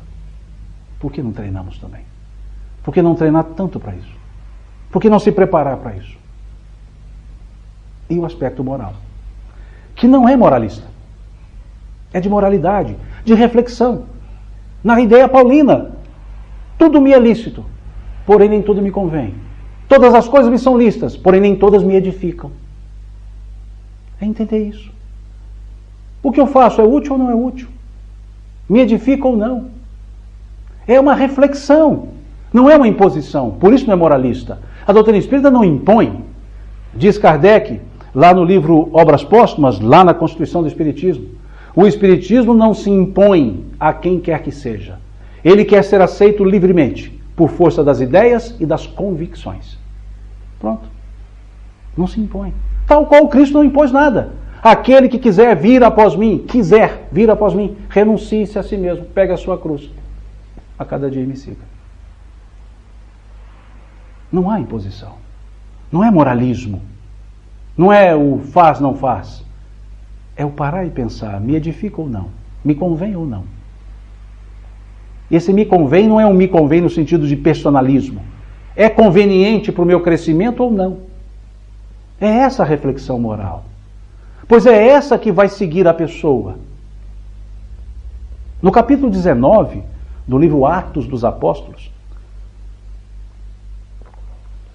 nós temos uma interessante reunião mediúnica. Uma reunião mediúnica frívola, como dizia Kardec. Diz o texto: em nome de Jesus, Paulo fazia maravilhas, de sorte que até as suas roupas, quando levadas aos doentes, eles se viam curados. E sabendo disso, eis que 2 exorcistas, filhos do principal dos sacerdotes, começaram a expulsar os demônios, dizendo: em nome de Jesus, a quem Paulo prega, eu vos digo, saia desse homem. E os demônios, virando-se para eles, disseram: Jesus nós conhecemos, Paulo sabemos quem é, e vós quem sois? E avançando-se sobre eles, maltrataram-nos, e eles nos fugiram. Uma imposição de um que dialoga com os espíritos, sem sem a necessária preparação moral, que não é ser melhor e maior do que o espírito, é reconhecer-se até devedor, mas reconhecer-se como alguém querendo lutar para sair disso. Uma reunião dessa, muitas vezes, esses espíritos não avançam no sentido do capítulo 19 do livro Atos, mas desnudam a pessoa. Desnudam-na falando quem de fato ela é. Desnudam-na falando o que ela faz longe dos holofotes, longe dos outros olhares. Isso é desnudar. Então a reflexão, a ideia do moral, não é dizer eu sou melhor do que o espírito, talvez até dizer, e mas na verdade a maioria das vezes nós somos iguais. Talvez se eu estivesse no seu lugar eu teria feito o que você fez. Mas eu não estava no seu lugar e posso enxergar de maneira diferente. Então, por favor, vamos refletir de outra forma. Eu não estou me dizendo melhor do que ele. Eu estou dizendo que eu poderia errar como ele errou. Mas não foi eu quem errou, foi ele. Mas ele errou dentro de uma circunstância que eu agora posso analisar que ele não analisava. Mas não quer dizer que eu seja melhor. Não é também cego guiando cego. É um diálogo, em que aquele que dialoga não é superior àquele outro que está sendo atendido pelo diálogo, mas alguém que possa ter uma visão diferente. Uma visão diferente. Uma vez, numa reunião mediúnica, manifestou-se um espírito chorando, mas chorando copiosamente. De tal forma que não conseguíamos conversar com esse espírito. E ela chorava, esse espírito, depois se identificou como numa encarnação feminina, ela chorava, mas entre um soluço e o outro ela dizia, eu sou o demônio. E chorava, eu sou o demônio, chorava, eu sou o demônio. E não deu mais nada. Acabou a comunicação. Na semana seguinte, por uma outra médium, que não estava presente na reunião anterior, manifesta-se esse espírito novamente. Não mais chorando copiosamente, mas entristecido, muito, e dizendo, eu sou o demônio. E eu perguntei a esse espírito, eu disse a ele, uma dúvida, foi assim que eu disse. Nós já recebemos aqui na reunião vários espíritos, dizendo-se demônios, mas todos eles vinham prepotentes, agressivos. E por que você se diz o demônio e vem chorando? O Espírito disse, é que na minha encarnação anterior, eu era uma religiosa. E aprendi que quem conversa depois de morto é o demônio. E eu sei que eu estou morta. E eu estou conversando. Então eu sou o demônio. Como é que você vai tratar esse espírito? De demônio? É um companheiro, uma companheira que fez uma lógica perfeita dentro do que aprendeu. E a reconstrução desse conhecimento demanda tempo. Porque você não demove um conhecimento. Você reconstrói. Mas através de reflexões. Como ser o demônio, se suas práticas não são demoníacas. Se os seus sentimentos são bons, que demônio que faz o bem? Com sentimento do bem? E você fazia com sentimento do bem? Sim. Aquele que com Cristo ajunta, não espalha, não é isso que você aprendeu? Foi. Aquele que fala pelo Cristo não pode ser demônio? Pode. O demônio não, o Satanás não prega a Cristo? É. Mas isso depois de 4 reuniões. As 2 primeiras e mais 4 reuniões. Se fosse o tom moralista, Primeiro já seria uma ironia na hora de tratar. Aprendeu tudo errado. Não existe errado ou certo. Existe o que se aprendeu. E o que se aprendeu sempre é certo para aquele que aprendeu. Pode ser errado, mas até que ele entenda que seja. Ele vai se sentir certo. Por isso, nas reuniões mediúnicas, muitas vezes espíritos agressivos se sentem no direito de agredir por vingança. E ali não é um debate. Porque eles, na forma de entender própria, estão certos. E você não tem como debater com alguém que acha que está certo. Você precisa conversar de tal forma que ele passe a perceber a incongruência da atitude. E ele mesmo se entenda por outro que está errado. Que entenda que está errado. E se coloque para outro caminho. Mas isso é uma construção. Por isso nós não doutrinamos espíritos em reuniões mediúnicas. Nós dialogamos com os espíritos. E construímos uma reflexão. Porque senão seria moralismo. E Kardec, lá no livro que é o Espiritismo, ele diz: o Espiritismo é uma ciência de característica filosófica e consequências religiosas, consequências morais. Ou seja, entende, compreende e se modifica. O diálogo com os espíritos é a mesma coisa. Ele, por si, ele constrói o seu raciocínio. E aí ele compreende. E aí ele se modifica. Mas não por imposição. Porque senão cairemos nesse capítulo 19 do Atos. E vós, quem sois? Esse é o aspecto moral. É nós nos reconstruirmos, mesmo que começando pelo erro. O erro e o acerto é um dos processos de aprendizagem. O conhecimento empírico é o de fazendo. O conhecimento mítico, o conhecimento filosófico, o conhecimento científico e o empírico. O empírico você erra, acerta. E há coisas que você faz pelo método empírico.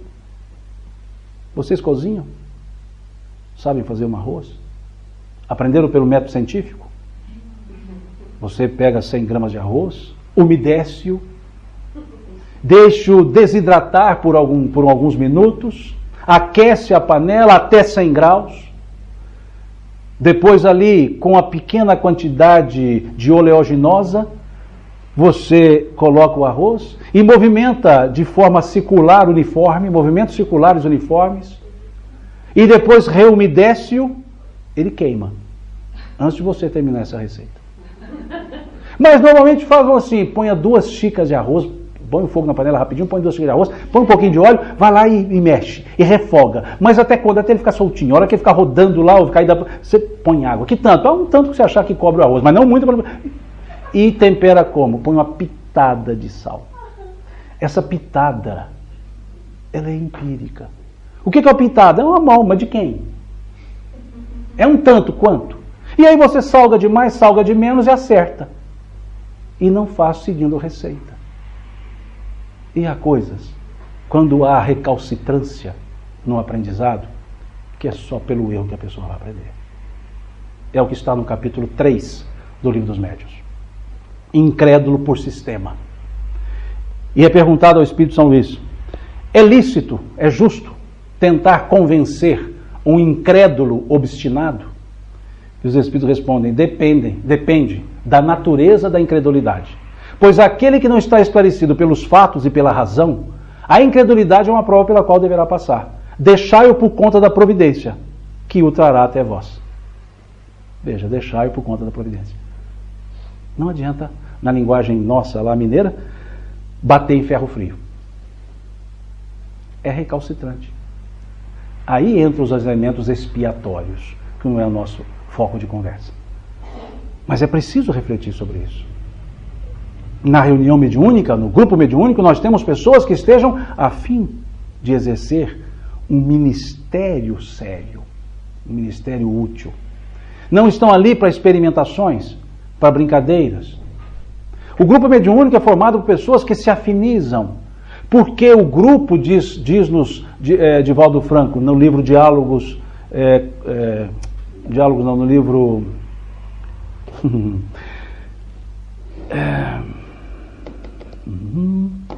eu me lembro depois.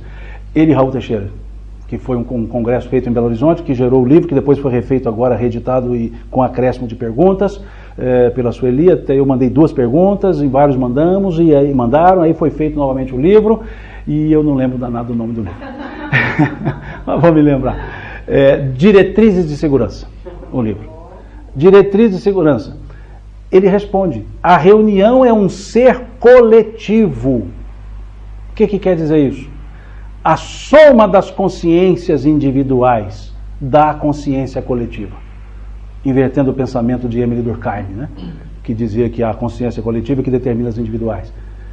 As consciências individuais formam a consciência coletiva. Ou seja, um que esteja distonante destoa a consciência do grupo. Por isso são pessoas que são afins. Afins não quer dizer coleguinha que troca xícara de café um com o outro, ou uma com a outra. Não. São pessoas que se respeitam, gostam, mas não precisam conviver toda hora. Mas quando estão ali, nenhuma tem animosidade para com ninguém daquele grupo. Porque aquele grupo que tem alguém manifestando e o outro lá quietinho pensando, garanto que é mentira, está inventando, não haverá produção. Aquele que está lá, alguém está pensando assim, quem que é essa pessoa para estar aqui na mediunidade? Eu conheço um tanto de coisa errada que ela faz, ou ele faz. Esse grupo não vai progredir. Não pela pessoa que está errando, pelo que está pensando assim. Isso é uma cisânia mental. Então o grupo é um ser coletivo. A reunião mediúnica deve ser feita com esse perfil de pessoas que estejam ali. E quem vai para a reunião mediúnica? Os médiuns. Reunião mediúnica não é atração. Vamos comparar um hospital? Você tem um corpo clínico de N profissionais, médicos, enfermeiros, psicólogos, estão lá no corpo clínico daquele hospital. Mas quem vai para a sala de cirurgia? O cirurgião, a instrumentalista, o anestesista, os outros do corpo clínico, não. A reunião mediúnica é um elemento especializado, orientação especial dos espíritos. Para quem vai para a reunião mediúnica? Os médiuns. Sejam os ostensivos, que produzem a manifestação, reproduzem a manifestação, corrigindo, aqueles que vão dar um suporte para aqueles momentos que precisam talvez de um passe, manter uma vibração, uma oração, e o que vai dialogar. Ou mais de um que dialoga, não há problema ter mais de um que dialoga, desde que o diálogo não seja simultâneo. Porque se houver simultaneidade nos diálogos, vira uma balbúrdia, ninguém entende nada. E pede-se, sugere-se, não se obriga, sugere-se, que aquele que doutrina, aquele que dialoga, não seja médium. Para que ele haja pela sua construção, pela sua intuição. Que a intuição, dizia Leon Denis, que é a nossa memória subliminar. Pelo que ele sabe, pela sensibilidade, para que ele não seja também enganado pela sua própria mediunidade. Não se impede, se sugere. Não é impedimento, óbvio. Não tem ninguém, todo mundo é médium, então alguém vai ter que dialogar. Mas sugere-se que só dialogue. Não se coloca como médium ostensivo. Sugere-se. Diretriz de segurança, basta ler lá. É uma sugestão. Não é uma obrigação. Mas por quê? Porque aquele que está coordenando a reunião, dialogando, ele está atento ao que acontece na reunião. Ele não está para vincular com os espíritos para manifestações mediúnicas. Ele está ali observando a postura, a reação do médium, a reação física do médium, percebendo muitas vezes a necessidade de até dizer, fulano, por favor, vai ali dar um passo naquela pessoa. Ele está ali observando, ele está lá para orientar até o médium, dizendo, tudo bem, eu estou perdendo, você está um pouco agitado, alguma coisa, alguma percepção, não. Ele está atento com a reunião. Ele não está para a manifestação, mesmo sendo médium. Porque o cirurgião, ele faz a cirurgia. O auxiliar, ele dá o suporte naquilo que é necessário. O instrumentalista entrega cada instrumento necessário. Cada um tem a sua tarefa. Na mesa, na reunião mediúnica, a gente fala mesa porque a maioria usa uma mesa, mas pode ter reunião sem mesa, sem problema nenhum, só em cadeira, pode ficar à vontade. A mesa é até mais confortável, né? Você põe um livro lá, pode ler e tal. Mas aquele que senta à mesa, cada um tem a sua função. Os ostensivos, aqueles que estão ali, alguns chamam médium de sustentação, vibracional, dê o nome que vocês acharem melhor, aquele que está ali para ser o apoio em prece para aquele que está na manifestação. E aquele ou aqueles que dialogam. Pode ser mais de um, pode ser que uma dialogue agora, daí a pouco vem outra manifestação, o outro dialogue. Pode ser que pela característica da manifestação, um dos dois ou dos três tem melhor condição de trabalhar o assunto, e aí ele dialoga, mas não comunicações simultâneas. Porque a finalidade da reunião mediúnica é também esclarecer os que estão lá. E numa comunicação simultânea ninguém entende nada. Vira uma casa da mãe Joana. Não essa, óbvio. Vira uma coisa, uma balbúrdia, né? E essa balbúrdia é prejudicial. Então não se sugere comunicações simultâneas, mas comunicações singulares, cada um. E ali todos estão acompanhando. E acompanhando em que sentido? De querer o melhor para aquele espírito. E não naquele sentido, bem feito, tinha que estar passando por isso mesmo, depois de tudo que ele fez, merece. Destruiu a reunião. Onde está a cordialidade se não se tiver o respeito?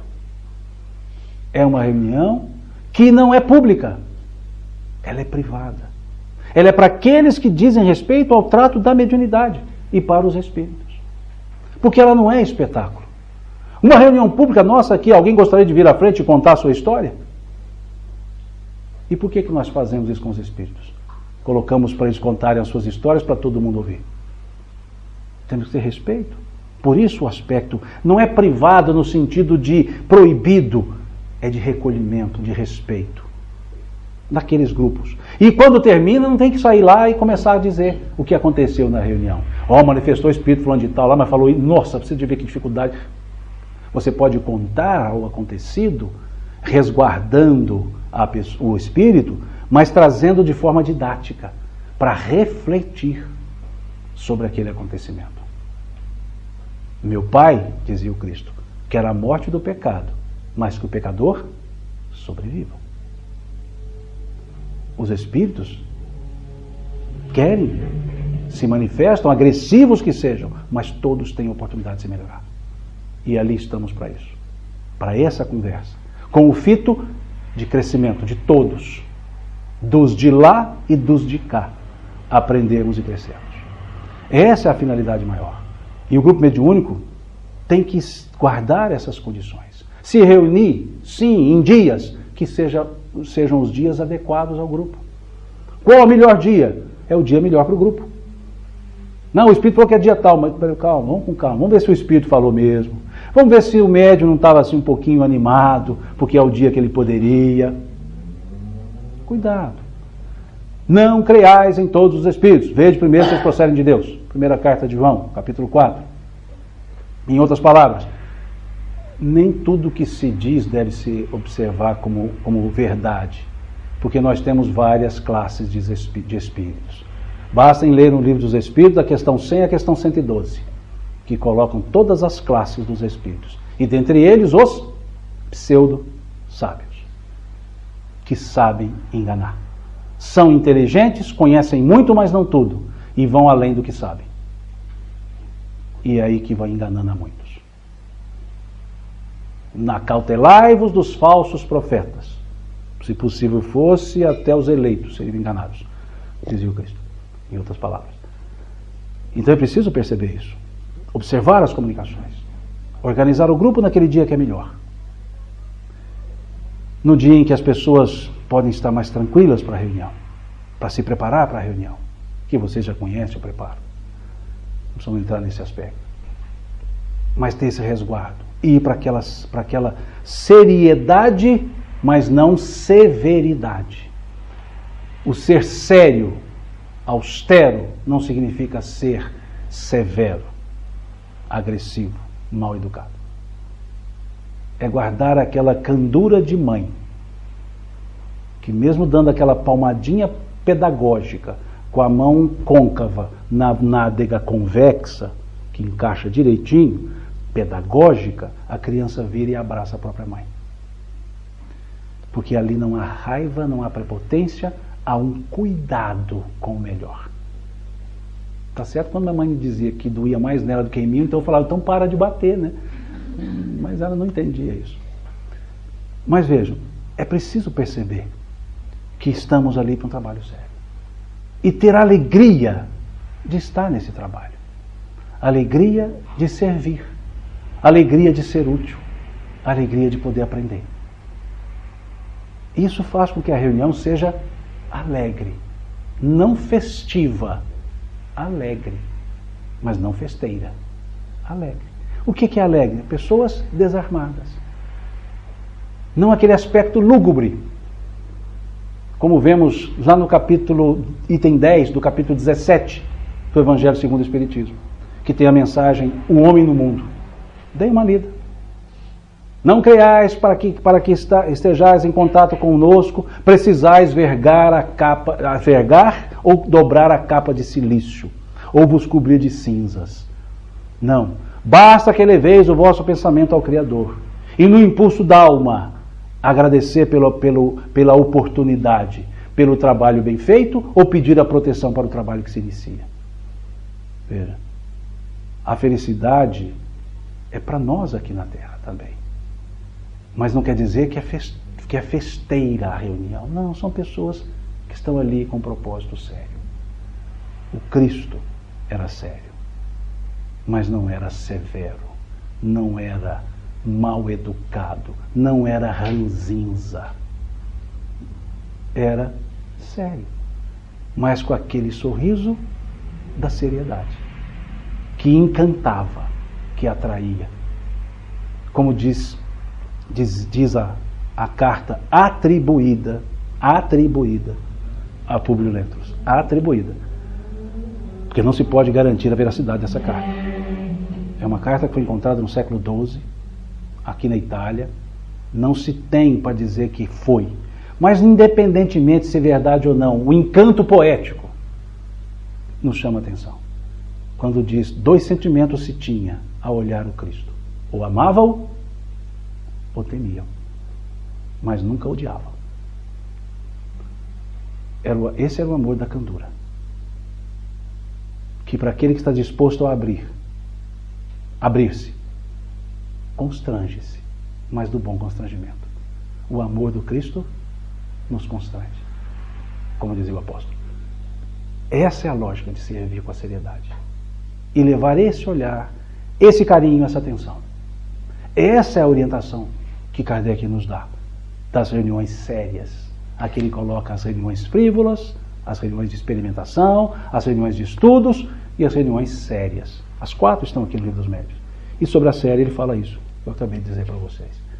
Então que pensemos nisso, para que exerçamos a mediunidade na forma que ela deve ser exercida, com a seriedade, entendendo-a como a oportunidade, não como uma missão de galardão, mas uma missão daquele que está comprometido ou se compromete com o trabalho, servir em nome do Cristo, pelas hostes mediúnicas.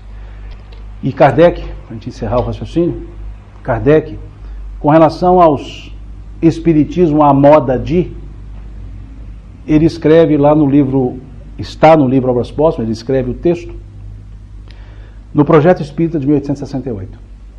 Ele escreve, o espiritismo não é solidário com aqueles a quem apraza dizerem-se espíritas. O espiritismo só reconhece como seus adeptos aqueles que praticam seus ensinos. E para praticar os seus ensinos, precisamos estudar, precisamos aprender.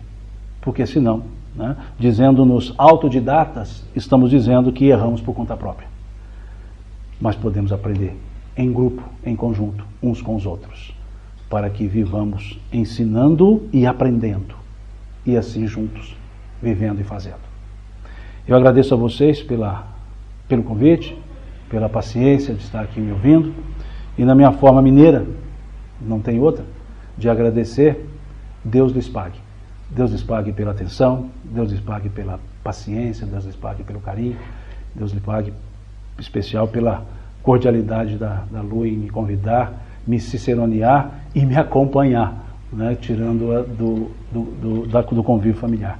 Que Deus abençoe a cada um de vocês e que o Cristo esteja sempre conosco pulsando no nosso coração.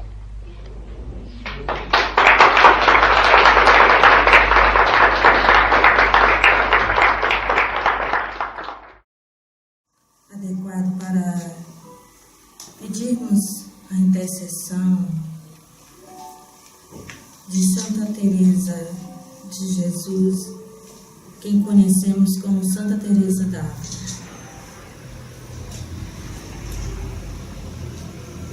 Então, Mestra e Irmã Teresa, nós queremos pedir a tua ajuda, porque durante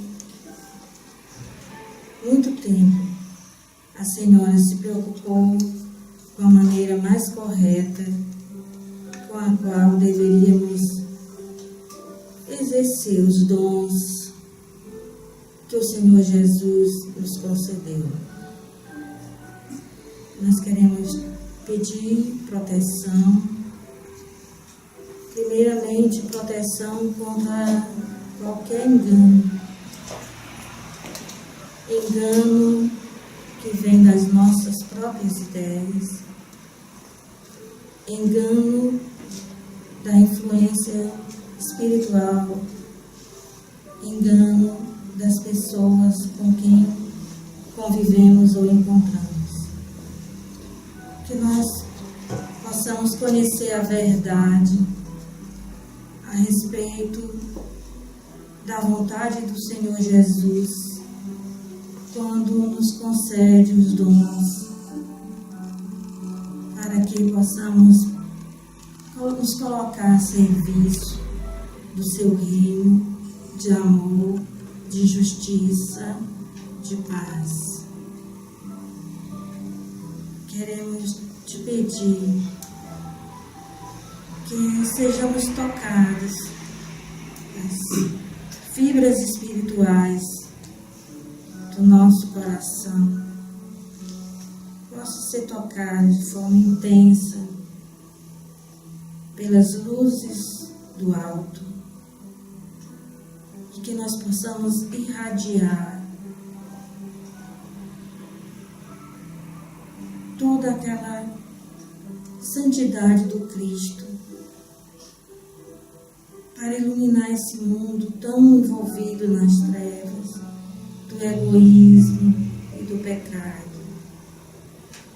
Ó Senhora, nossa irmã e nossa mestra, olha para a nossa pequenez, vem em nosso auxílio e nos ajuda a conhecer a verdade. A verdade que é a vontade do Senhor a nosso respeito. Faz com que nós não tropecemos ao praticarmos aqueles dons que recebemos. Faz com que nós não nos envaideçamos. Pede a Jesus por nós, Senhor, nossa irmã, para que nós possamos viver em humildade, que nós possamos conhecer a grandeza do Cristo e a nossa pequenez.